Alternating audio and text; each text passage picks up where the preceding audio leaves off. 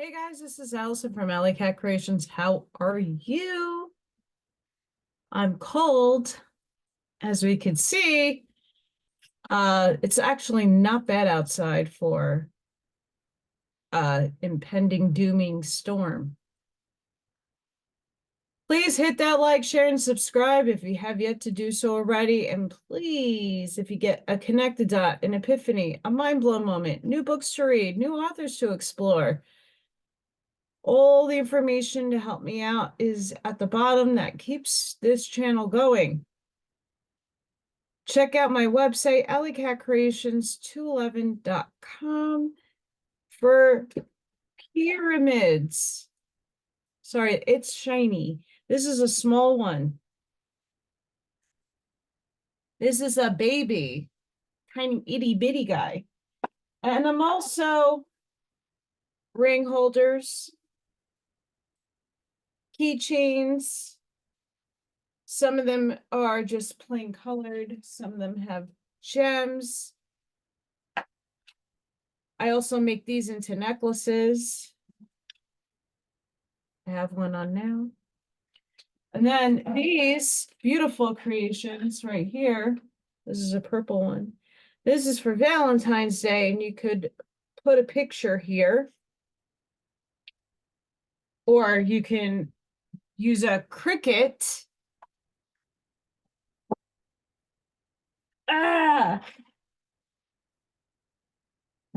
You could use a cricket. That's the pink one.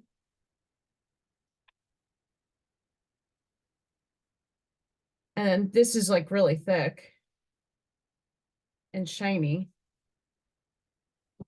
And behind there is a whole load of more pyramids and candles. I have a lot of good stuff. So check out the website. And if you see anything you like, those aren't up on the website yet. I'm making like one or two more to put up. If you're interested, please email me. Back to Blavatsky, because I didn't realize with the chaos going on and getting sick, I'm on the mend. I'm like 95% okay. I'm still very nasally, but I cleared the majority of that infection out of me. Fun times. I was not doing the greatest. And then just Schumann resonant fun and headaches and all that great stuff. But I haven't touched Blavatsky, and today, waiting for the storm and other possible things happening, I figured let me do a reading. So today, the coming force, its possibilities and impossibilities. So we'll see what Miss Blavatsky has to say today. Shall we say that force is moving matter or matter in motion, and a manifestation of energy, or that matter and force are the phenomenal differentiated aspects of the one primary undifferentiated cosmic substance? Question mark. This query is made with regard to that stanza which treats of Fohat and his 7 brothers or sons. In other words, for the cause and the effects of cosmic electricity, the letter cold in a parlance, the 7 primary forces of electricity, whose purely phenomenal and hence grossest effects are alone cognizable by the physicists on the cosmic and especially on the terrestrial plane. These include, among other things, sound, light, color, etc. Now, what does physical science tell us about these forces? Sound, it says, is a sensation produced by the impact of atmospheric molecules on the tymphium. I think I pronounced that properly, which by setting up delicate tremors in the auditory apparatus, thus communicate themselves to the brain. Light is the sensation caused by the impact of inconceivably minute vibrations of ether on the retina of the eye. Oh, this is going to get interesting.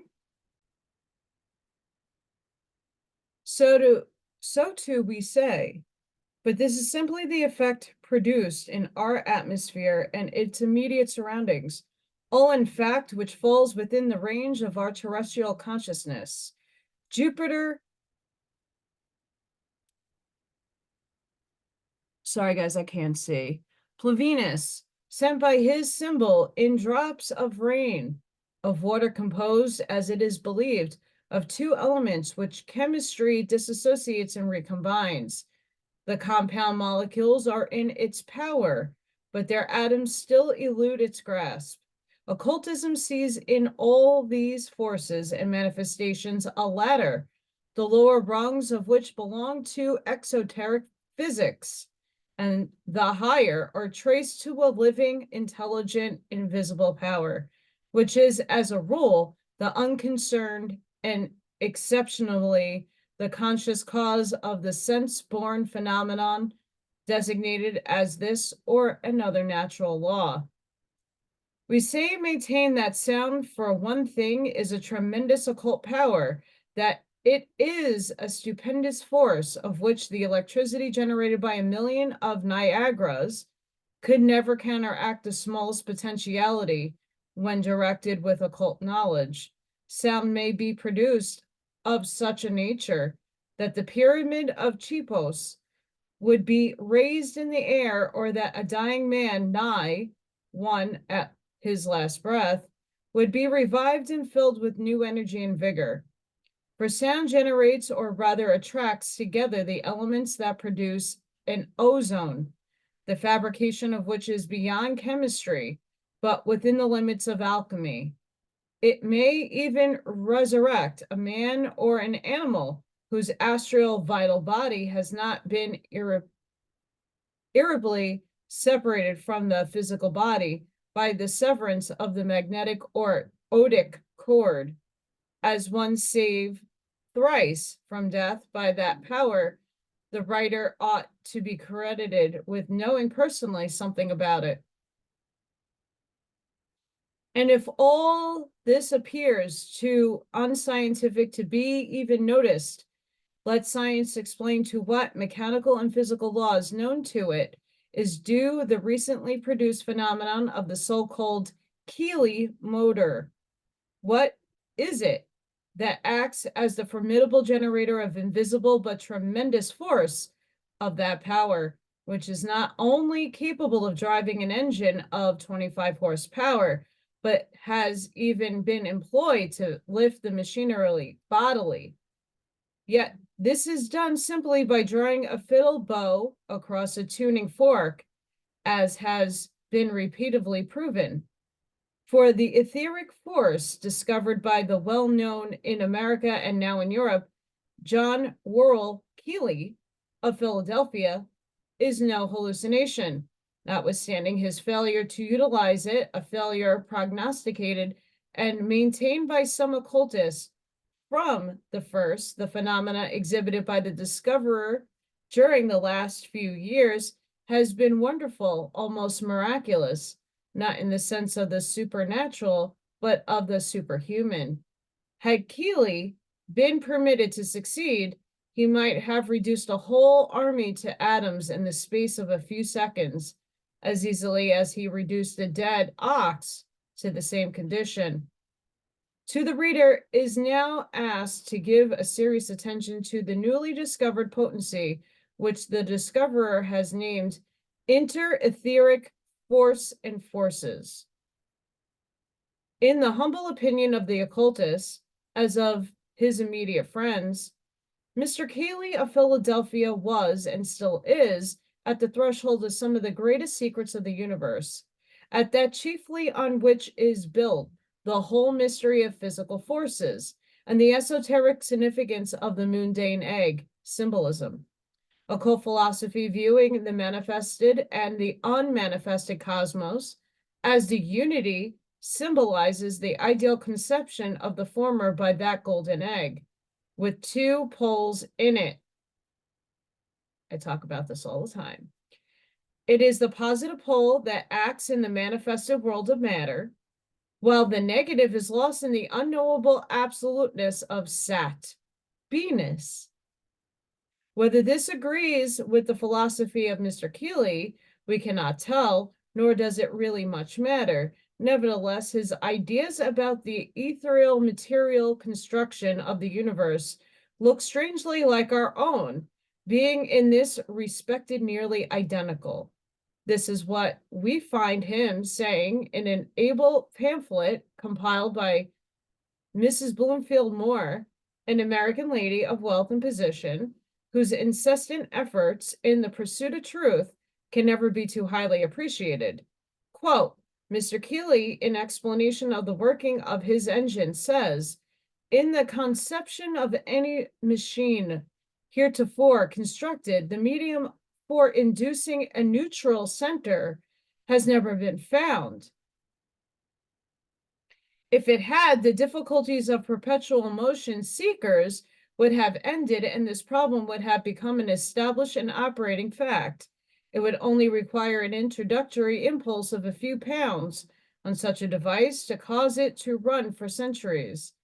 In the conception of my vibratory engine, I did not seek to obtain perpetual motion, but a circuit is formed that actually has a neutral center, which is in a condition to be vivified by my vibratory ether, and while under operation by said substance, is really a machine that is virtually independent of the mass or globe. And it is that the wonderful velocity of the vibratory circuit which makes it so.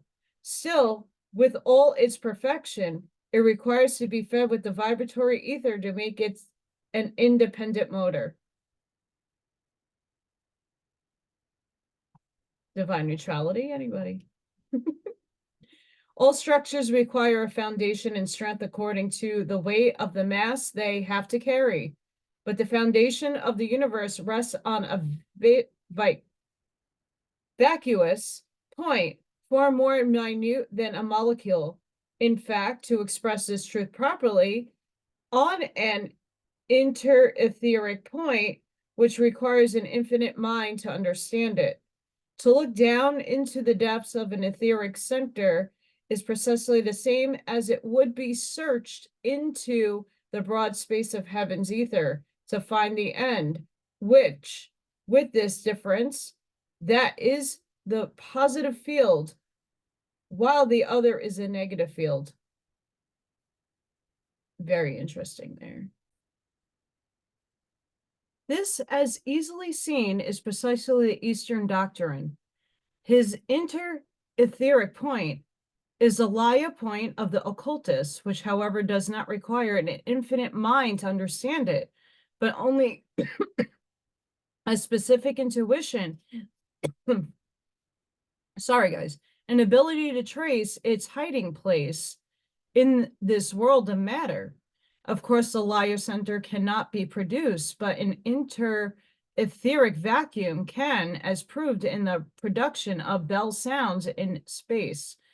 Mr. Keeley speaks as an unconscious occultist.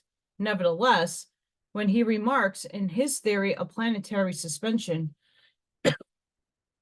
sorry guys, I am trying to get my tea to cool down so I can read. Quote, as regards planetary volume, we would ask in a scientific point of view, how can the immense difference in volume in the planets exist without disorganizing the harmonious action that has always characterized them? I can only answer this question properly by entering into a progressive analysis starting on the rotating etheric centers that were fixed by the Creator with their attractive or accumulative power. If you ask what power is that gives to each etheric atom its inconceivable velocity of rotation or introductory impulse, I must answer that no finite mind will ever be able to conceive what it is. The philosophy of accumulation is the only proof that such a power has been given. The area, if we can so speak, of such an atom presents to the attractive or magnetic, the elective or propulsive, all the receptive force and all the antagonistic force that characterizes a planet of the largest magnitude. Consequently, as the accumulation goes on, the perfect equation remains the same. When this minute center has once been fixed, the power to render it from its position would necessarily have to be a great as to displace the most immense planet that exists. When this atom neutral center is displaced, the planet must go with it. The neutral center carries the full load of any accumulation from the start and remains the same forever balanced in the eternal space. End quote. There's so much I could say about this right now.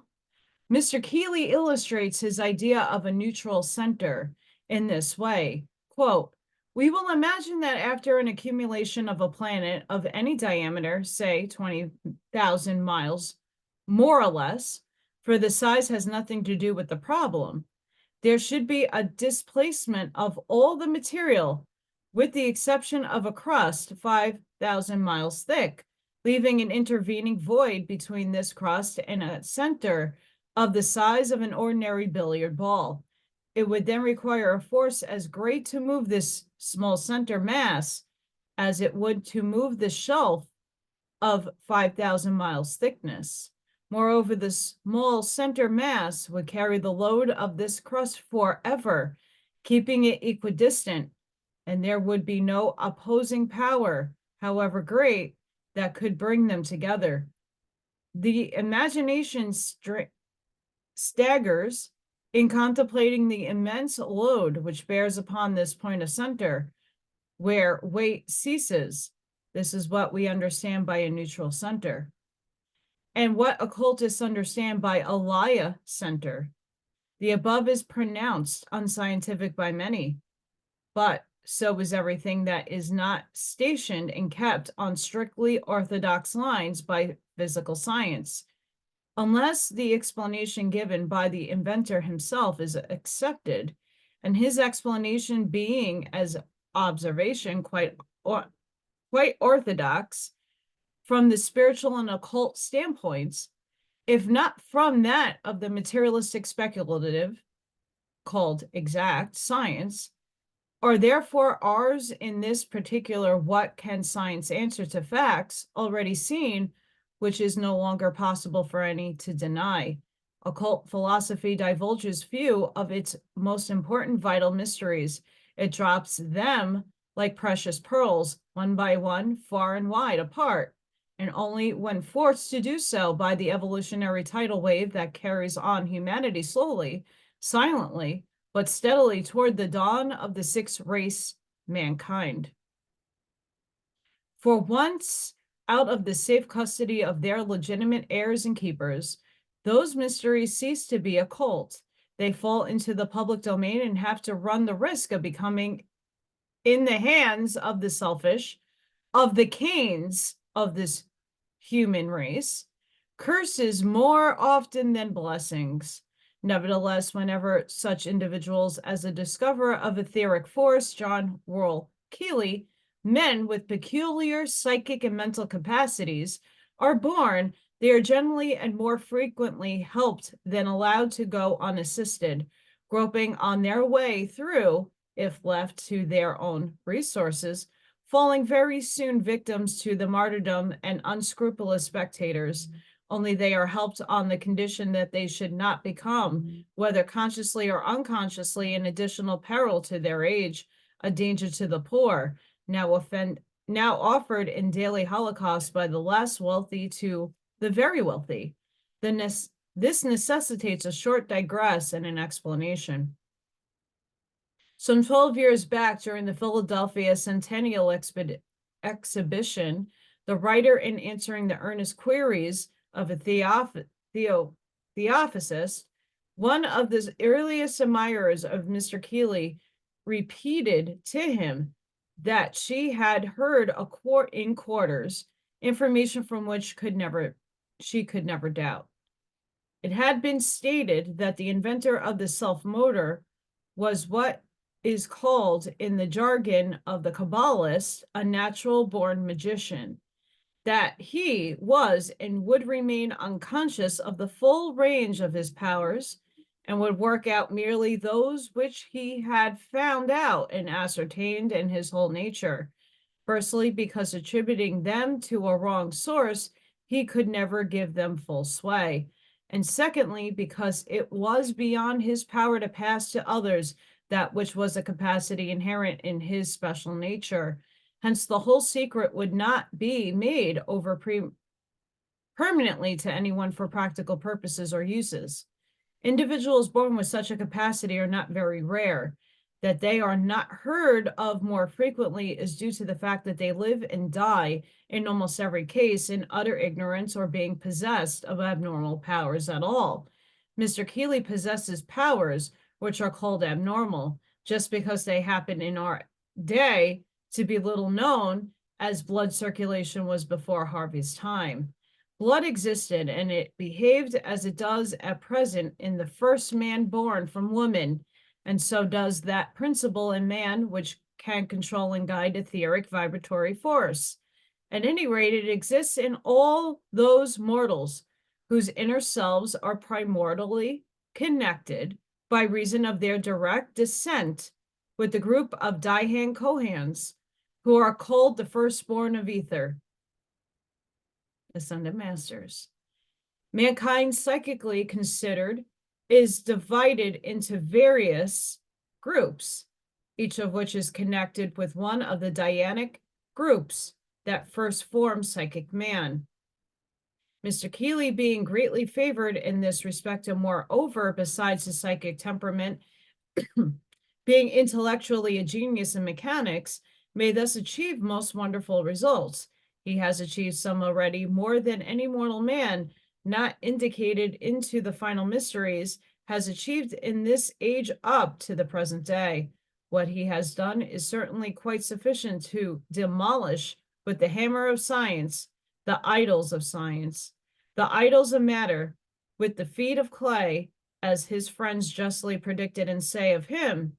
Nor would the writer for a moment think of the contradicting Mrs. Bloomfield Moore when in her paper on the psychic force and etheric force, she says that Mr. Keeley, as a philosopher, is getting enough in soul, wise enough in mind, and sublime enough in courage to overcome all difficulties and to stand at last before the world as the great discoverer and inventor in the world.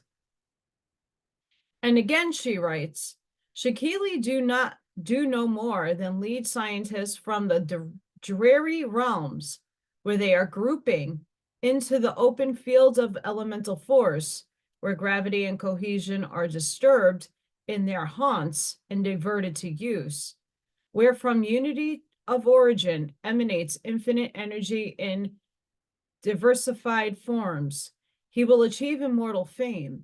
Should he demonstrate to the destruction of materialism, then the universe is animated by a mysterious principle to which matter, however perfectly organized, is absolutely subservient. He will be a greater spiritual benefactor to our race than the modern world has yet found in any man. Should he be able to substitute in the treatment of disease the finer forces of nature for the grossly material agencies which have sent more human beings to their graves than war, pestilence, and famine combined, he will merit and receive the gratitude of mankind. All these and more will he do if he and those who have watched his progress day by day for years are not sanguine in their expectations, end quote.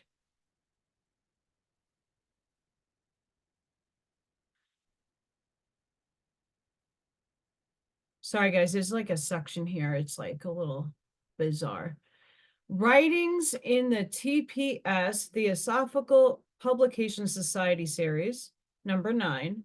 The same lady in her pamphlet, Keeley's Secrets, brings forward a passage from an article written a few years ago by the writer of the present volume in her journal, The Theosophist, in these words. Quote, the author of number 5 of the pamphlets issued by the Theosophical Publication Society, What is Matter and What is Force, says therein, the men of science have just found out a fourth state of matter, whereas the occultists have penetrated years ago beyond the sixth, and therefore do not infer but know of the existence of the seventh, the last. This knowledge comprises one of the secrets of Keely's so-called compound secret. It is already known to many that his secret includes the augmentation of energy, the insulation of ether, and the adaptation of ionospheric force to machinery. It is just because Keely's discovery would lead to a knowledge of one of the most occult secrets, a secret which can never be allowed to fall into the hands of the masses, that his failure to push his discoveries to their logic end seems certain to occultists. But of this more presently, even in its limitations, this discovery may prove the greatest benefit for all.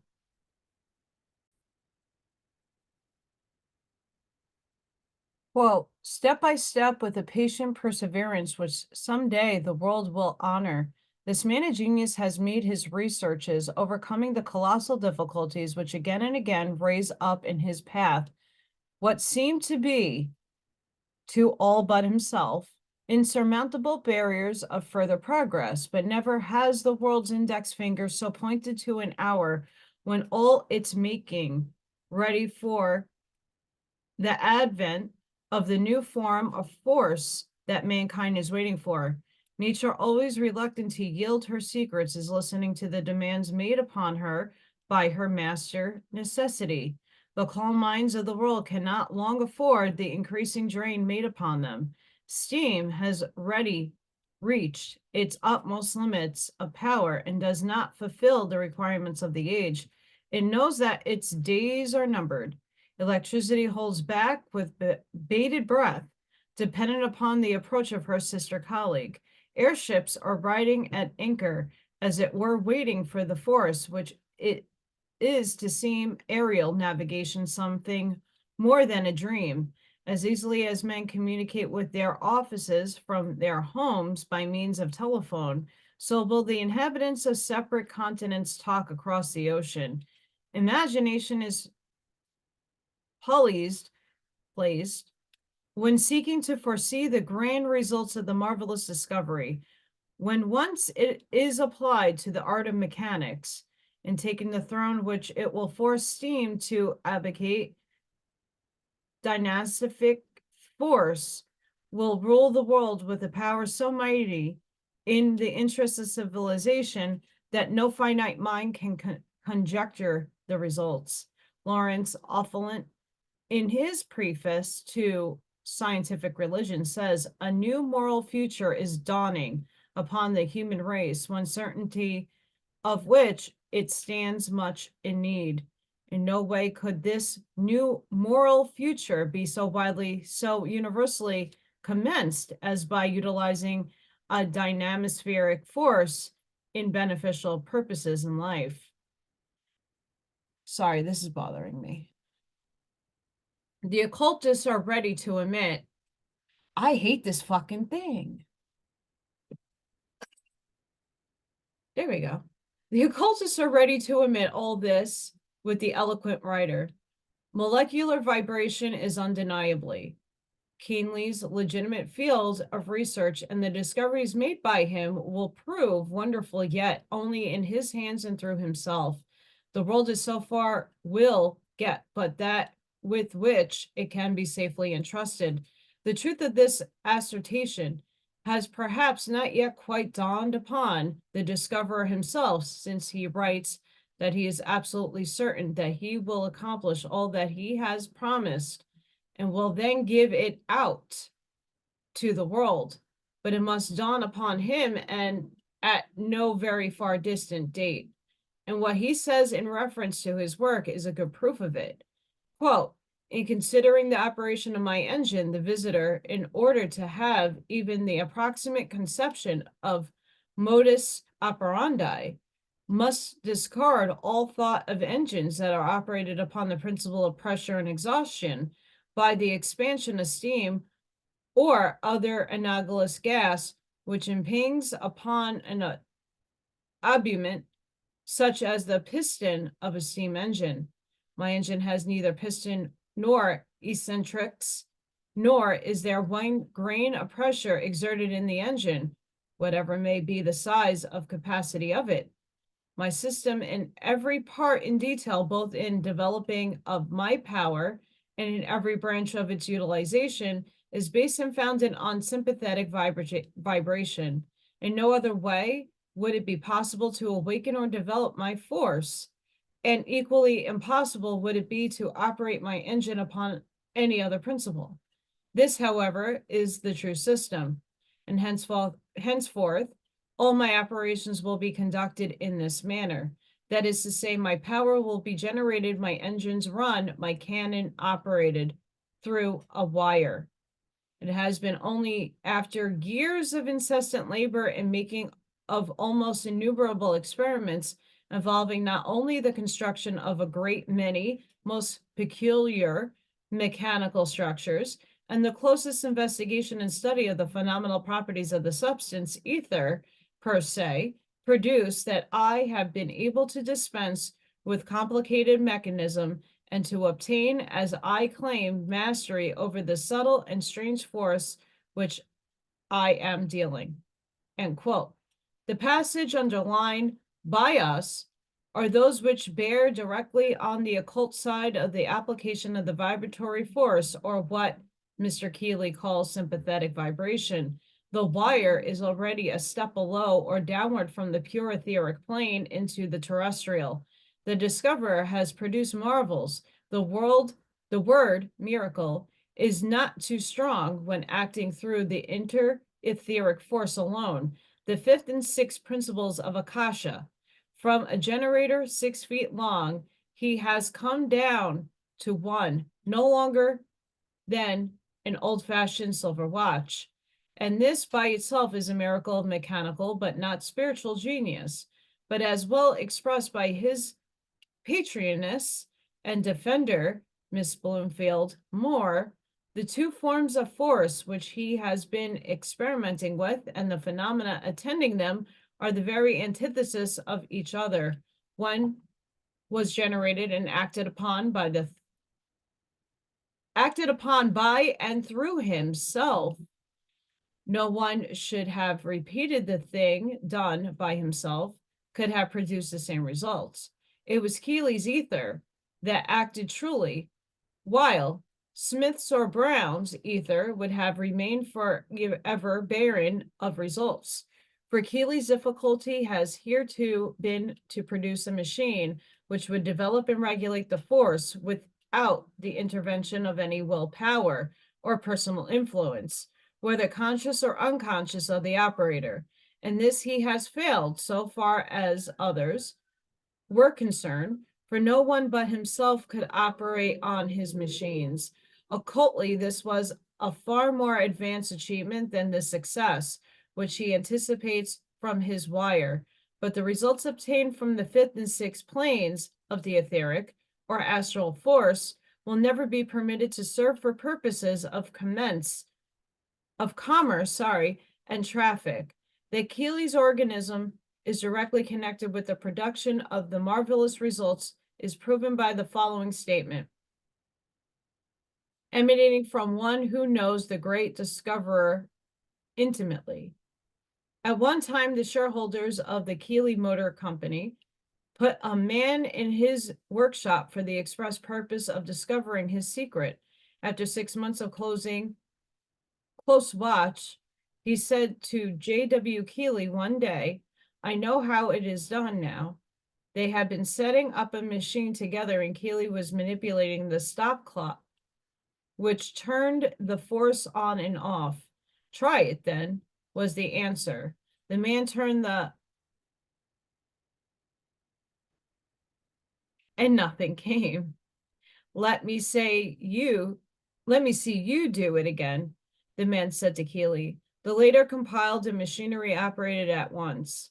Again, the other tried, but without success. Then Keely put his hand on his shoulder and told him to try once more. He did so, with the result of an instantaneous production of the current. This fact, if true, settles the question. We are told that Mr. Keely defines electricity as a certain form of atomic vibration. In this, he is quite right, but this is electricity on the terrestrial plane, and through terrestrial correlations, he estimates. Sorry, guys, I could see it in my purview. With this fucking camera. Molecular vibration at 1,000,000 per second.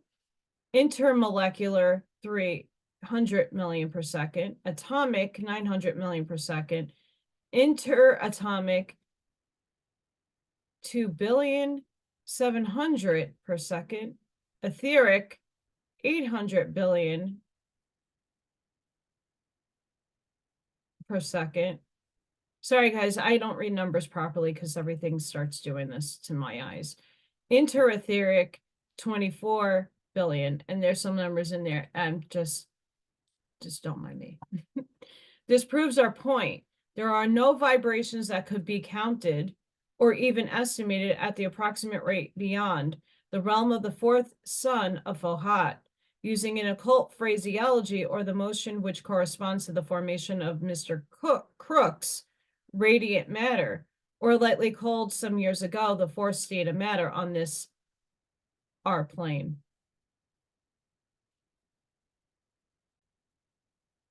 If the question is asked why Mr. Keely was not allowed to pass a certain limit, the answer is easy, because that which he is unconsciously discovered is a terrible sidereal force known to and named by the Atlanteans Mashmak, and by the Aryan Rishis in their Ashtar Vidya by a name that we do not like to give. It is the Vril of Bulwer Lytton's coming race, and of the coming races of our mankind. The name Vril, many, be a fiction. The force itself is a fact doubted as little in India as the existence itself of their rishis, since it is mentioned in all the secret works. Shit. This is heavy shit, guys, and it's great. It is the vibratory force which, when aimed at an army from an Agni Rath fix on a flying vessel, a balloon, according to the instructions, found in Ashtar Vidya, reduced to ashes 100,000 men and elephants as easily as it would a dead rat. It is allegoricized in the Vishnu Purana, in the Ramayana, and other works, in the fable amount the sage Kipla, whose glance made a mountain of ashes of King Sargera's 60,000 sons, and which is explained in the esoteric works and referred to as the Kaplazai. Sorry, guys, no way. And it is this satanic force that our generations were to be allowed to add to their stock of Antichrist baby toys, known as the melanic dynamic clockworks, explosive oranges, flower baskets, and such other innocent names. It is this destructive agency, which once in the hands of some modern Attila, a bloodthirsty anarchist, would reduce Europe in a few days to its primitive chaotic state with no man left alive to tell the tale. Is this force to become the common property of all men alike? What Mr. Keely has already done is grand and wonderful in the extreme. There is enough work before him in the demonstration of his new system to humble the pride of those scientists who are materialistic by revealing those mysteries which lie behind the world of matter, without revealing its nolens volens to all. For surely psychics and spiritualists, of whom there are a good number in the European armies, would be the first to experience personally the fruits of such mysteries revealed. Thousands of them would find themselves, and perhaps with the populations of whole countries to keep them company, in blue ether very soon.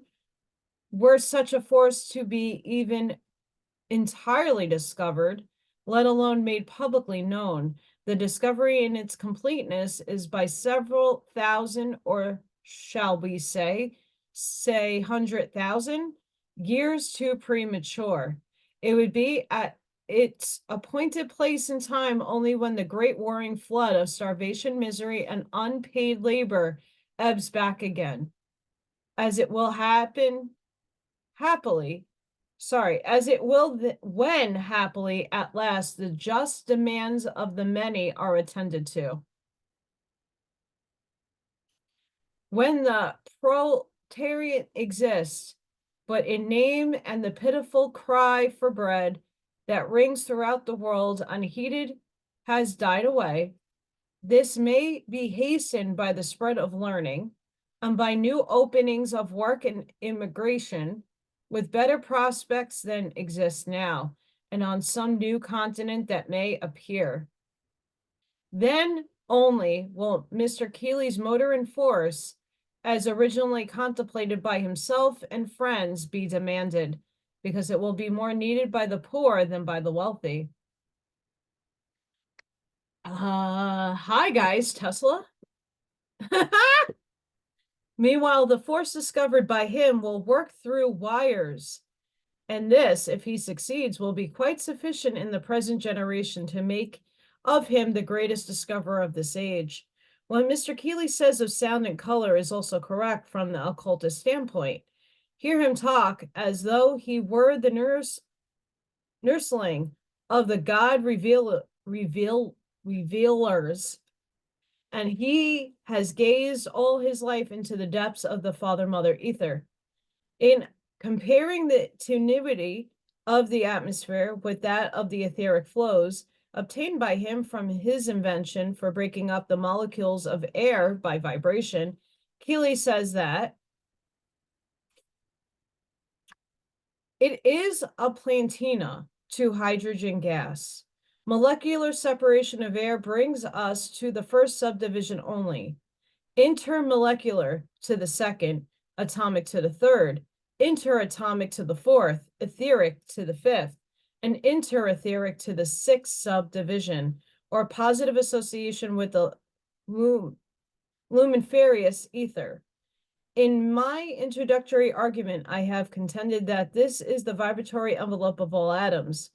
In my definition of atom, I do not confine myself to the sixth subdivision, where the luminiferous ether is developed in its crude form, as far as my research proved. I think this idea will be pronounced by the physicists of the present day a wild freak of the imagination. Possibly in time, a light may fall upon this theory that will bring its simplicity forward for scientific research. At present, I can only compare it to some planet in a dark space, where the light of the sun of science has not yet reached it. I assume that sound, like odor, is a real substance of unknown and wonderful tenuity, emanating from a body where it has been induced by percussion and throwing out absolute corpuscles of matter, interatomic particles with the velocity of 1,120 feet per second, and the vacuum 20,000. The substance which is thus disseminated is a part of a parcel of mass aggregated, and if kept under the aggregation continuously, would in the course of a certain cycle of time become thoroughly absorbed by the atmosphere, or more truly would pass through the atmosphere to an elevated point of tenuity corresponding to the condition of subdivision that governs its liberation from its parent body. The sound from vibratory forks set so as to produce etheric chords while disseminating their tones, compound, permeate most thoroughly all substance that come under the range of their atomic bombardment. The clapping of a bell in vacuo liberates these atoms with the same velocity and volume as in the open air, and were aggregation of the bell kept up continuously for a few millions of centuries, it would thoroughly return to its primitive element. And if the chamber were hermetically sealed and strong enough, the vacuous volume surrounding the bell would be brought to a pressure of many thousands of pounds in the square inch by the tunous substance involved. In my estimation, sound truly defined in the disturbances of atomic equilibrium, rupturing actual atomic corpuscles, and the substance thus liberated must certainly be a certain order of etheric flow. Under these conditions, it is unreasonable to suppose that if this flow were kept up, and the body thus robbed of its elements, it would in time disappear entirely. All bodies are formed primitively from this high tenacious ether, animal, vegetable, and mineral, and they are only returned to their high gaseous condition when brought under a state of differential equilibrium.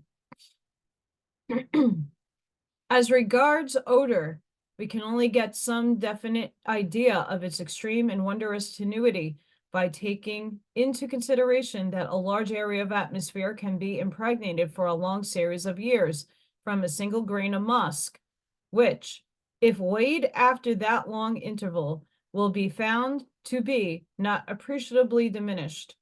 The great paradox of obtaining the flow of odorous particles is that they can be held under confinement in a glass vessel. Here is a substance of much higher tenuity than the glass that holds it, and yet it cannot escape. It is as sieve with its meshness, large enough to pass marbles and yet holding fine sand which cannot pass through. In fact, molecular vessel holding an atomic substance. This is a problem that would confine those who stop to recognize it, but indefinitely tenuous as odor is, it holds a very crude reaction in relation to the substance of subdivision that governs a magnetic flow, a flow of sympathy, if you please, to call it so. This subdivision comes next to sound, but is above sound. The action of the flow of a magnet coincides somewhat to the receiving and distributing portion of the human brain, giving off at all times a depreciating ratio of the amount received. It is a grand illustration of the control in mind over matter, which gradually depreciates the physical till dissolution takes place. The magnet on the same ratio gradually loses its power and becomes inert. If the relation that exists between mind and matter could be equated and so held, we would live on in our physical state eternally as there would be no physical depreciation. But the physical depreciation leads at its terminus to the source of much higher development, the liberation of pure ether from the crude molecular, which is in my estimation to be much desired. It may be remarked that, save a few small divergencies, no adept nor alchemist could have ever explained the above any better in the light of modern science, however much the latter may protest against the novel views. This is, in all its fundamental principles, if not details, occultism pure and simple, yet with all modern natural philosophy as well. This new force, or whatever science may call it, the effects of which are undeniable, admitted by more than one naturalist and a physicist who has visited Mr. Cayley's laboratory and witnessed personally its tremendous effects. What is it? It is a mode of motion, also in vacuo. Since there is no matter to generate it except sound, another mode of motion, no doubt a sensation caused, like color, by vibrations. Fully, as we believe in the vibrations as the approximate, the immediate cause of such sensations, We are absolutely reject the one-side scientific theory that there is there is no factor to be considered as external to us, otherwise and other than etheric or atmospheric vibrations. There is a transcendental set of causes put into motion, so to speak, and the occurrence of these phenomena, which not being a relation to our narrow range of cognition, can only be traced to their source and their nature, and understood by the spiritual faculties of the adept. They are, as Asclepios puts it to the king, incorporeal corporealities, such as appear in the mirror and abstract forms that we see, hear, and smell in our dreams and visions. What have the modes of motion, light and ether, to do with these? Yet we see, hear, and smell and touch them. Ergo, they are as much realities to us in our dreams as any other thing on this planet of Maya. And I'm going to leave it there, guys, because I'm struggling a little bit, as we could tell. Oh, that's good. Please don't forget to hit that like, share, and subscribe. This was a fascinating, amazing reading. We all look to Tesla, but there's other people who are involved in a lot of these things that has been manipulated. But let's bring this to the light of the good.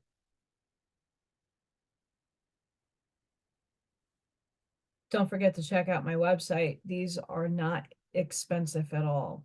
So if you're interested in something fun for Valentine's Day, and yes, if you don't celebrate Valentine's Day, you could put yourself in there and put a flower. Something nice. Sending each and every one of you love, light, compassion, grace, protection, and shielding energy. Please be safe, be seen. There is an epic snowstorm coming to a lot of you, me also. So there's a lot of weather crazy banana nut shit going on. So please keep in mind to have a stock and get some provisions. I hope not to lose internet so that I will be here during the weekend. Also, I will be on Sacred Valley tomorrow, Friday, possibly 3 Central. It might change, but check out Tara Crete's show, Sacred Valley. I will be a guest on there tomorrow. And I was a guest last night on her show with a intuitive. And what they talked about with me was epic. Kind of validates what I'm doing on this channel for sure. So go check those out on Sacred Valley. You can find that information in the links below. Just go to Rumble and type in Sacred Valley and you'll pop up. So I hope all of you have a safe couple of days and coming weekend, wherever you are in the world. Thank you so much for showing up and supporting me. And until the next one, guys, bye.